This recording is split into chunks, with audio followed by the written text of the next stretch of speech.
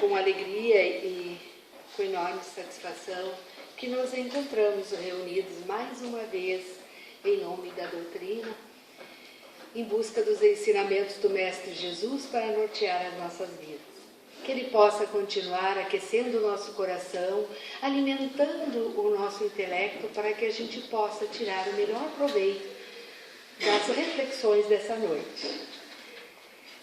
Muito obrigado, e gostaria também de informar em primeiro momento que estamos aqui na condição de expositor, porque expositor muito agradecida pela oportunidade de reflexionar mais uma vez naqueles ensinamentos do Mestre tão importante para todos nós. Então vamos hoje pensar um pouquinho sobre o item 16 do capítulo 18 do Evangelho segundo o Espiritismo, que nos fala, pelas suas obras é que se reconhece o cristão. É um tema muito importante, muito interessante e urgente, porque nós todos sabemos que ninguém se muda pelo social. A sociedade reflete a história dos homens de ação.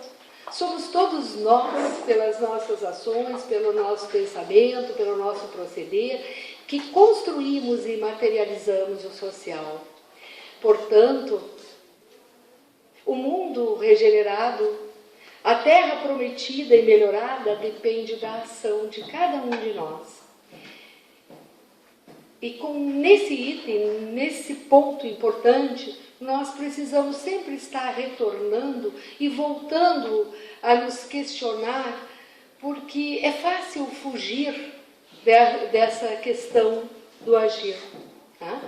Nós vivemos envolvidos em tantas ilusões materiais, em tantas facilidades e alegrias ilusórias, que muitas vezes deixamos realmente, de fato, comprometido aquela ação que o Cristo nos pede. Porque o item começa nos dizendo assim: nem todos os que dizem Senhor, Senhor entrarão no reino dos céus, mas somente aqueles que fazem a vontade do meu Pai, que estás no céu. E isso então faz, primeiramente, nós entendermos que até aqui, no item espiritualidade ou religiosidade, como quisermos expressar a nossa fé, nós temos buscado o menor esforço. Nós temos trilhado o caminho que leva ao menor esforço. E muitas vezes até barganhando com Deus, com Jesus, com aqueles que podem nos auxiliar. Barganhando por quê? Porque ficamos condicionados a rituais, a preces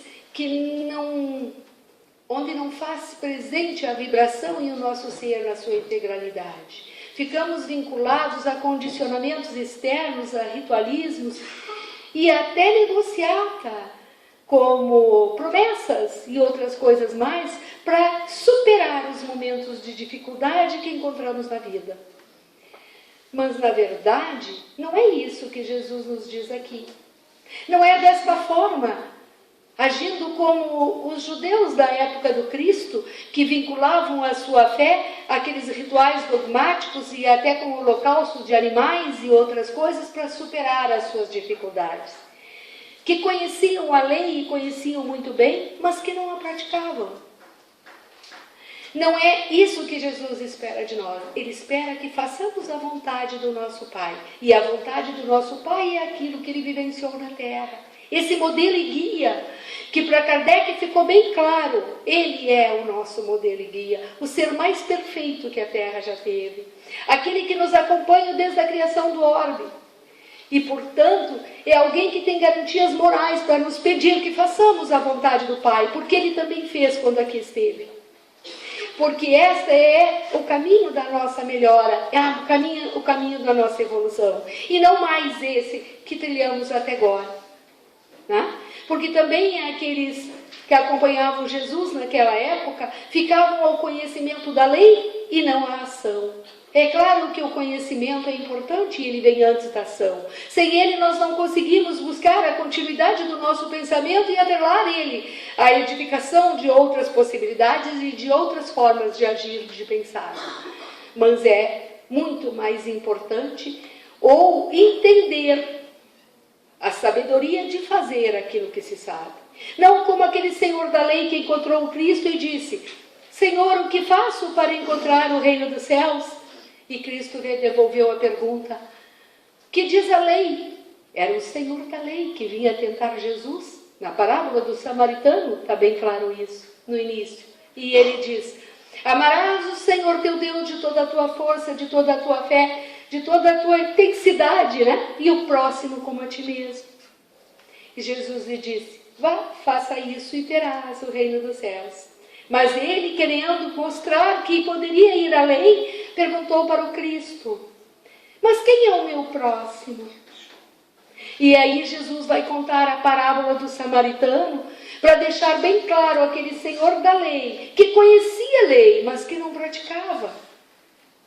Como todos nós ainda não a praticamos como gostaríamos e como deveríamos, mas que já estamos a caminho, ou porque já conhecemos algumas coisas, que o próximo era aquele que vê o seu irmão caído, aquele que é capaz de alguma ação. E ele conta então a história do samaritano, né? Que é aquele que vinha descendo de Jerusalém para Jericó e foi assaltado, e foi deixado como morto, né? Totalmente, né? Machucado e sem roupa inclusive, né? E ele estava no caminho, mas passaram por eles, em primeiro lugar, um sacerdote, que representava a expressão da religiosidade naquela época, que teria que ir além do conhecer, mas do fazer, da fraternidade de que se pede a lei, de reconhecer o próximo e de ajudar. No entanto, passou a largo. O levita, que também estava lá no templo, como auxiliar do sacerdote, conhecia todas as leis, também não se apiedou, não se colocou em relação àquele próximo com a possibilidade de ajudá-lo. Pode ser até que nem tenha sido por preconceito, porque aquele próximo estava sem roupa, diz a parábola. Então não dá para dizer se ele era de Samaria, se ele era da Judéia, se ele, de que lugar ele era naquele momento. E eles ainda eram muito divididos, como são até hoje, toda aquela região. Então, nós vamos ver que Jesus está colocando exatamente a ação para mostrar um movimento essencial para se fazer cristão. E pergunta para aquele senhor da lei depois: quem foi o próximo? E ele foi obrigado a dizer: foi o samaritano, que o samaritano foi o terceiro que passou lá e deu abrigo àquele homem que pensou as suas feridas e levou até uma estalagem. Era alguém marginalizado por eles, que vivia na Samaria. Era um espaço maior naquela época, porque ela reunia 10 tribos das 12 de Israel, desde a primeira divisão, e Jerusalém ficou com 2. Mas a Samaria tinha até um templo próprio, não ia uma vez por ano a Jerusalém. Não era bem visto por eles, mas ele reconheceu o caído. Ele viu. E nós vamos ver então que todos aqueles que tiveram uma expressão de fraternidade, de ação, parecido com o que o Cristo nos pede, tem muito a ver com o que fizeram do que com o que deixaram. Podemos começar pelos nossos queridos dentro da doutrina e que nos trouxeram tanta coisa. Chico, Francisco Cândido Xavier, com tantas obras reconhecidas no mundo inteiro. Ele é um homem amor, reconhecido mundialmente porque assistia os caídos, porque consolava as mães, porque ia muito além da psicografia que fazia, porque ele fazia na prática, porque ele vivia. E até mesmo Divaldo, reconhecido hoje como palestrante internacional, só chegou lá porque foi reconhecido pelo trabalho na Mansão do Caminho, que é uma cidade no bairro Pau da Lima, em Salvador, e que tem toda aquela assistência a tantas famílias. trazida pelo seu esforço pessoal, pelo seu trabalho e daqueles que com ele compraram essa atividade e foram fundo. E se formos mais, Francisco de Assis não era um orador, não era ninguém que movimentou pela palavra ou pela escrita, mas simplesmente pelo que fez, pela reconstrução não da igreja material do Cristo, mas de reconhecer o trabalho que podia ser feito com os homens, na reconstrução da moral, da dignidade, da fortaleza que os homens precisavam ao retomar de novo o caminho do amor que o Cristo pregou, trazendo uma nova ordem, desconhecendo um pouco o poder econômico para reconhecer a essência que era necessária para fazer-se melhor. E aí nós vamos ver, Gandhi também foi reconhecido pelo que fez, pelo movimentar um povo em direção à liberdade através da paz. E assim nós vamos ver que quem se movimenta e realmente se reconhece como expressão da fraternidade do Cristo, o fez pelo trabalho, pela ação.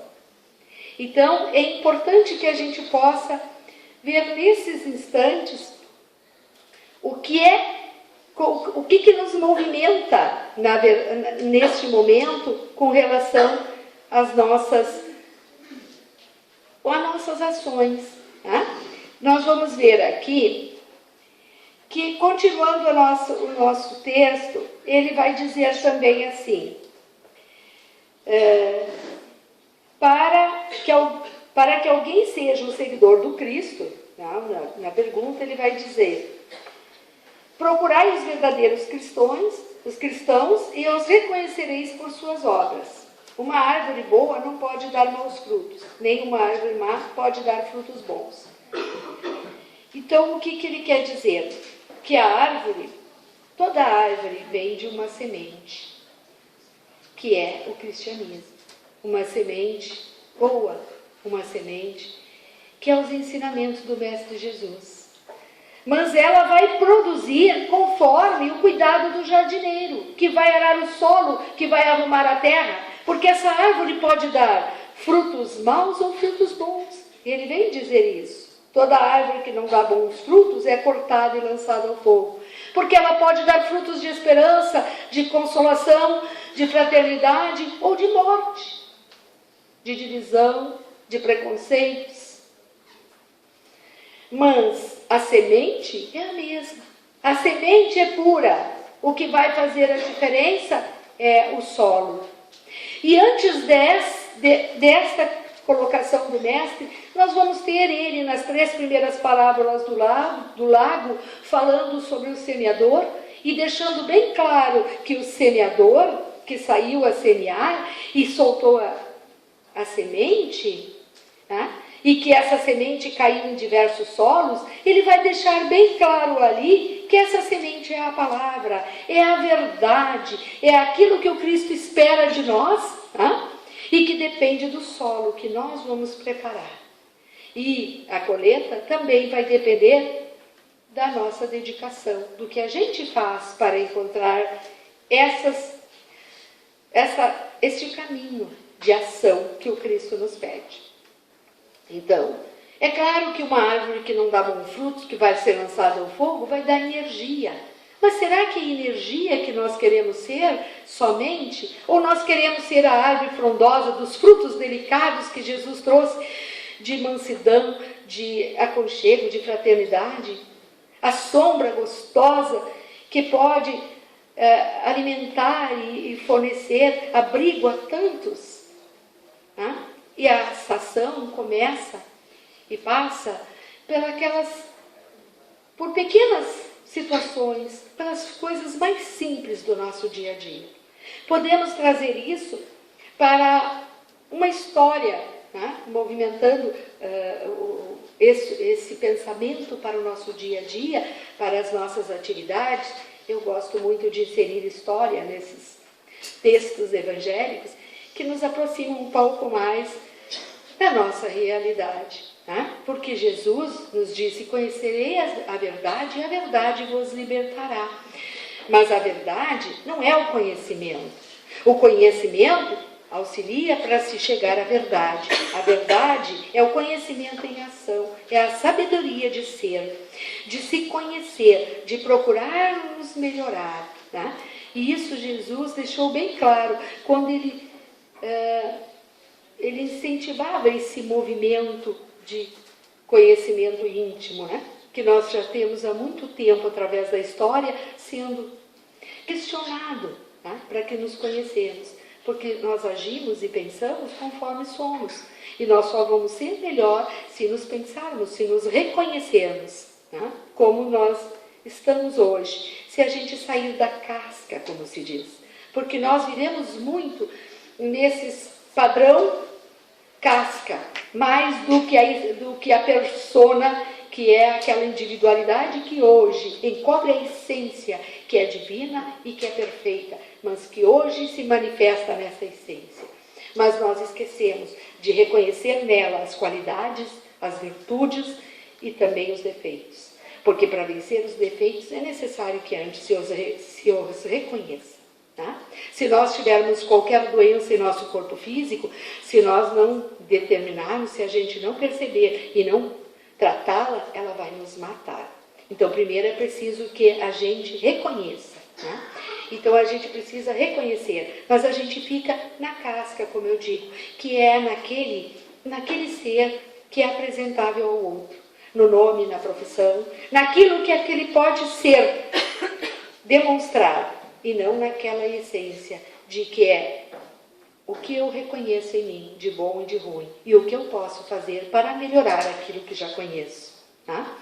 Então, havia um produtor, um fazendeiro, numa região subtropical, né, mais próximos às áreas polares do que a nossa, mas regiões que facilmente são assoladas por grandes tempestades, por vendavais, pela sua colocação, né? Pela sua localização, pela sua latitude. E essa propriedade, então, diversas vezes foi arrasada por inundações, por tempestades, por vendavais. E ele tinha muita dificuldade de encontrar empregados, profissionais que dessem conta de trabalhar nesses períodos de tempestade. Todos eles vinham bem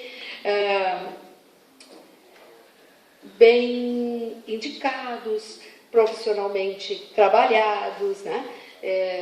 Traziam um bom currículo. Mas chegava na hora de enfrentar a tempestade e ele perdia parte da sua produção, do gado, de tudo, porque eles não sabiam agir diante dessas tempestades. Mesmo que ele tivesse antes mostrado e ensinado cada um.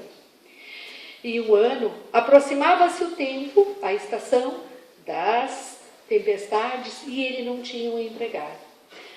E precisava urgentemente. Aí chegou alguém se candidatando ao cargo e ele foi obrigado a pegar aquele porque não dava tempo de ver outro. Embora ele achasse muito estranho, porque aquele só trouxe como currículo, como indicação, uma frase que dizia: eu posso dormir enquanto os ventos uivam. Enquanto o vento... E ele ficou para o que quer dizer isso, né? Mas deixou ele precisar. E ele começou a trabalhar e ele deixou ele na sua função. Mas certa noite, à madrugada, ele acordou com uma grande tempestade e saiu desarvorado para a sua propriedade, pensando em encontrar a mesma coisa que ele encontrava sempre. Só que ele teve uma grande surpresa, porque ele chegou no estábulo, estava bem acondicionado, todo o feno, toda a ração, os animais estavam protegidos, o silo estava bem protegido, a casa, não houve nenhuma alteração em tudo. E ele ficou surpreso. Daí ele lembrou que ele tinha esse empregado, tinha esse cuidado todos os dias. Que ele não se descuidava com o sol que brilhava todo dia e com a vida fácil, achando que o vento está lá e eu vou correr e fechar a janela. Ele sempre fazia tudo isso. Ele sempre fazia disciplinadamente o que precisava fazer. E esse fazendeiro então viu, porque ele disse que ele podia dormir enquanto os ventos uivavam. E isso nos remete a entender o que Jesus nos pede quando nos exorta para que construamos a nossa casa na rocha, para que possamos primeiramente nos entender, nos compreender dentro daquilo que possamos dar, e então ser exatamente o que a gente quer ser, e produzir aquilo que já está no nosso íntimo, que não é uma possibilidade, que não é algo que ainda está distante, mas que está sendo trabalhada e conquistada pelo esforço e não pelo conforto do imediatismo, como nós viemos há tantos milênios fazendo, quando se refere à nossa evolução e à nossa fé. Então, nós continuamos a ver esta árvore, né, que a árvore divina, que precisa espalhar esses frutos, que precisam ser colhidos por todos. E aí eu vejo a importância e a urgência de nos preocuparmos em atendermos a essa necessidade de trabalharmos, de fazermos, de agirmos, né? De agirmos. Porque nós também temos uma tendência a achar que nunca estamos prontos, ou que as coisas não são para nós. Afinal, nós vimos há tanto tempo conformados com essas atitudes, né, imediatistas de receber o reino dos céus e de outras formas, que fica difícil enfrentar o maior inimigo que está dentro de nós mesmos. Reconhecermos como somos e traçarmos um plano efetivo para aquilo que queremos. Então, nós vamos agora pensar em saber a vontade do Pai. O que é a vontade do Pai para nós? Jesus resumiu a lei. Aquelas 650 e poucos itens que os judeus tinham como ordenados para que eles tivessem rituais, comprometimentos com a religião e com o seu Deus para evoluir, né? E mais toda a lei, além desses eram, na verdade, não eram máximas, eram umas inscrições que eles tinham que obedecer. Nós temos agora esse central da lei que Jesus resumiu: amar o próximo como a si mesmo. A Deus sobre todas as coisas e o próximo como a si mesmo. Então, começando a nos reconhecer como criatura, como parte de uma criação e como co-criadores dessa criação, reconhecemos então aqueles que nos antecederam e que nos auxiliam.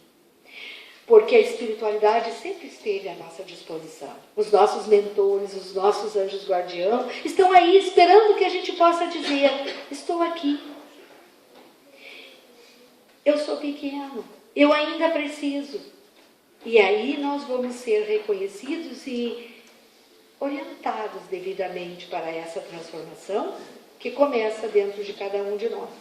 E depois no próximo. Tá? Porque o próximo é o quê? É o espelho daquilo que eu posso ser. Então, o que eu vou reconhecer no próximo é o que eu estou reproduzindo em mim. E isso fica difícil. Mas essas verdades de que podemos fazer isso nas coisas simples, começa por ver a nossa realidade, o nosso cotidiano, como é que a gente está fazendo as coisas simples, que às vezes parecem estar nos levando ao caminho real, aquilo que verdadeiramente precisamos. Mas às vezes, quando vamos profundamente reflexionar por isso, vamos ver que a nossa fraternidade e a nossa caridade está mais voltada para aquilo que nos sobra, para aquilo que alimenta a nossa vaidade, ou que dá desculpa àquilo que ainda a gente quer se desfazer, ou que não serve mais, ou que tem outras utilidades, mas que a gente não vê dentro daquilo que está fazendo a vibração, a fraternidade, o amor, a ação de cada um, além do que materialmente podemos levar. E aí então eu vou contar uma outra historinha para que a gente possa entender como é que no dia a dia isso pode se materializar, sem desculpas e sem grandes esperas, sem grandes sonhos, tá? E sentir-se realmente dentro desse trabalho quando simplesmente movimentados por um outro pensamento, por uma outra forma de pensar e de agir. Essa outra historinha fala de uma princesa. Vamos lembrar que as princesas não estão só em Londres ou em outros reinos, estão às vezes fechadas nos apartamentos e nas grandes mansões ou em outros lugares menores, mas elas existem, né? Mas havia uma princesa então que fazia parte de um reino com grandes propriedades e um castelo muito bonito, e ela tinha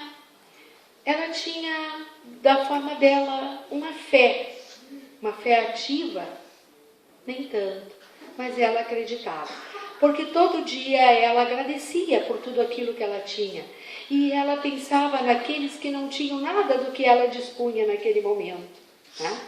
Então ela agradecia por todos os valores materiais que ela tinha, pela família, pela assistência, por tudo, mas não saía disso. Estava acomodada com aquilo que ela tinha e estava usufruindo daqueles valores e achando que desta forma ela era feliz. Mas ela conseguiu compreender que ela poderia ser bem mais feliz, porque certa noite a espiritualidade e seu anjo guardião, aproveitando-se desse sentimento bom, convidaram ela durante o sono noturno, durante o repouso do corpo, para um passeio na espiritualidade. E ela foi. E acompanhou aqueles mentores em diversos lugares. E passou por diversas casas bonitas, né? Palácios, mansões. E aí ela viu uma casa muito linda, muito iluminada, e parecia mais bonito que o palácio dela. E ela perguntou para aquele mentor: quem mora ali? Ele disse: o seu jardineiro, princesa. Meu jardineiro, disse ela. É, o seu jardineiro. Mas ele tem essa casa porque ela ficou intrigada, mas seguiu o seu mentor e foi para umas regiões mais pobres, até que chegou num casebre e ela perguntou: e essa casa com tanta dificuldade, que tantas coisas que faltam aqui? Diz: essa é a sua, princesa, o mentor falou para ela. Ela ficou muito impressionada com aquele sonho e perguntou para aquele mentor como é que o jardineiro dela tinha aquela casa. Aí ele disse: você pode saber, ao acordar, pergunte a ele, princesa. E ela acordou com aquele sonho muito presente, muito claro, e correu pelo palácio, dando boas-vindas, dando bom dia, e sendo tão amável que se surpreenderam aquele dia todos os empregados do palácio, até achar o jardineiro do seu sonho, que ela encontrou lá. Aí chegou lá e começou a questionar aquele homem simples, né, o que ele fazia. Ele começou a dizer para ela o quanto ele era feliz cuidando das plantas, cuidando do jardim, fazendo as pessoas se sentir bem com aquilo. Primeiro, da felicidade daquilo que ele desenvolvia, da forma simples que ele fazia, mas que fazia tão bem a ele e tão bem aos outros que recebiam aquele trabalho carinhoso. Nem que fosse o perfume daquelas rosas em suas janelas, em seus ambientes. E até o momento em que ela conseguiu descobrir o que ele era além daquele jardineiro ali no palácio. E foi descobrir que lá na sua família, ele movimentava todo o serviço de amor, de caridade, em diversos locais de assistência, e levava o que nem mesmo ele tinha materialmente, mas era muito feliz levando uma assistência fraterna. E ela começou então: me ajuda a fazer isso. Como eu faço para ser feliz assim? Eu quero fazer isso. E daí ele diz: ah, princesa, você pode começar separando os seus sapatos, as suas roupas, tudo aquilo que lhe sobra e que você nem sabe que tem, para que a gente possa levar lá em alguns lugares. E ela começou a fazer, e ir junto, e se sentir bem. Até o momento em que ela já se viu, não levando coisas, mas sentada junto com crianças, com adolescentes que precisavam de assistência, que precisavam de ser ouvidos, que precisavam de carinho, de atenção, e felizes em lugares sujos, em lugares que antes ela jamais se imaginaria, mas que era de uma alegria, de uma luminosidade que transcendia aquilo que ela tinha como felicidade. E eu penso então que essa história faz com que nós possamos também pensar naqueles momentos em que nós podemos agir por nós e levar além daquilo que tem nos levado, um ser melhorado, por nos autoconhecer e por nos melhorar através dos ensinamentos do Mestre e do seu Evangelho. E a cada dia melhor, fazendo melhor, sentindo melhor os nossos irmãos. Para o amor incondicional do Cristo, há uma diferença muito grande, mas um dia chegaremos lá. E se quisermos um dia pensarmos em ser realmente os espíritos crísticos, porque é isso que Jesus foi, um espírito crístico, e hoje é mais, deve estar além, pela sua luminosidade e pelo seu caminho de ascensão. Mas nós a queremos, e o nosso objetivo mais presente é tornarmos-nos também crísticos. Mas para sermos crísticos, nós precisamos vencer a nós mesmos, a todas as imposições e as limitações do nosso ego, da nossa vaidade, de todas aquelas inutilidades que carregamos ainda em nosso ser, para abrirmos para essas possibilidades de chegar ao próximo, de nos amarmos e nos entendermos, de nos perdoarmos e nos abrirmos para esses pensamentos bons, para a ajuda dos mentores e para o fazer de amor e de caridade que Jesus semeou, exemplificou na terra. É isso que essa mensagem hoje nos traz. E eu agradeço por mais uma vez poder estar em contato com ela. Então, muito obrigada, meus irmãos. Encerramos o nosso momento.